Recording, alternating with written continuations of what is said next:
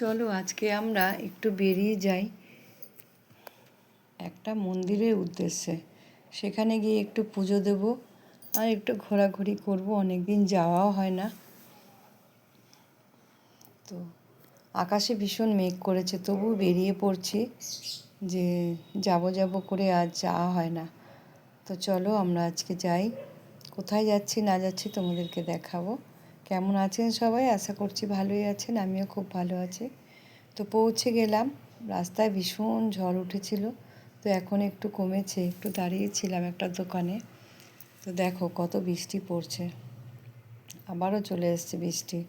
এই যে কালীবাড়িতে চলে এসছি, চারিদিকটা দেখো কত জল ভর্তি, আর অনেক দোকান আছে।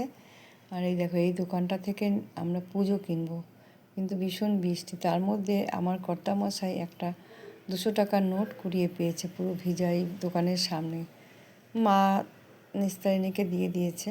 যাই হোক, সব কিছু নিয়ে ফুলের ডালা ফালা নিয়ে আমরা মায়ের কাছে পৌঁছে গেছি। এই যে পুজো দেব, কিন্তু সন্ধ্যা আরতি হচ্ছিল, দরজাটা বন্ধ করে দেবে সেই মুহূর্তে আমরা গেছি। আমাদের পুজো দেওয়া হয়ে গেছে আর মন্দিরের দরজাটা বন্ধ করে দিয়েছে, ওই দেখো। আর চারিদিকটা আমরা পরিক্রমা করছি, কি সুন্দর লাগে না পরিক্রমা করতে। বৃষ্টি হয়েছে তাতে কি হয়েছে, মায়ের মন্দিরে এত লোক হয়েছে, কিন্তু দোকানগুলো বন্ধ ছিল, দু একটা খোলা ছিল, কিন্তু লোক এসছে অনেক। চারিদিকে কীর্তন হচ্ছে, কি ভালো লাগছে।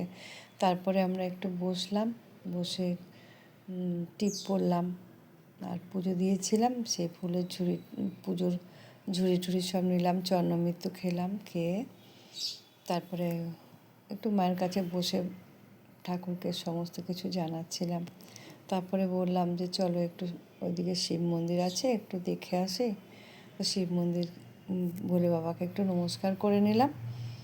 তো ঘন্টাটা দেখো কত বড় না, একটু বাজাবো বলে লাফাচ্ছি, তাও বাজিয়েছি। 3বার তো বাজাতে হয়, বাজিয়েছি, বুঝেছো। খুব ভালো লাগে এখানে আসলে না, মনে হয় না যে আর বাড়ি আসবো, মনে হয় বসেই থাকি।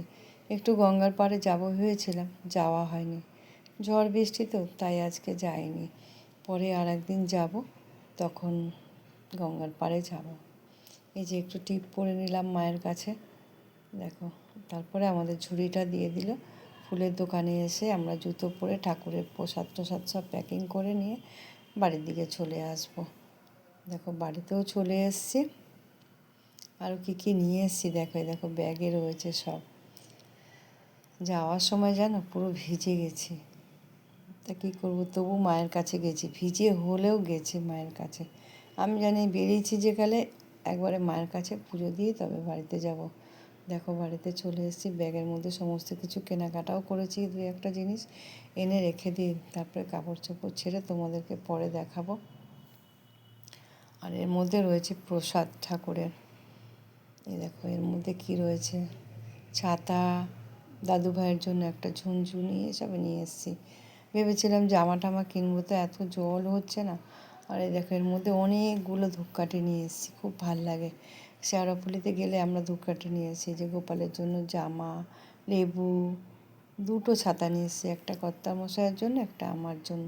বৃষ্টি হলে না ভীষণ অসুবিধা হয়, তাই একটা লেডিস একটা জেন্টস ছাতা নিয়ে এসেছি। এখন রেখে দিই।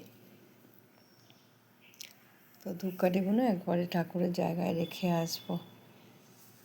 তারপরে সমস্ত ঘরে কাজ পড়ে রয়েছে,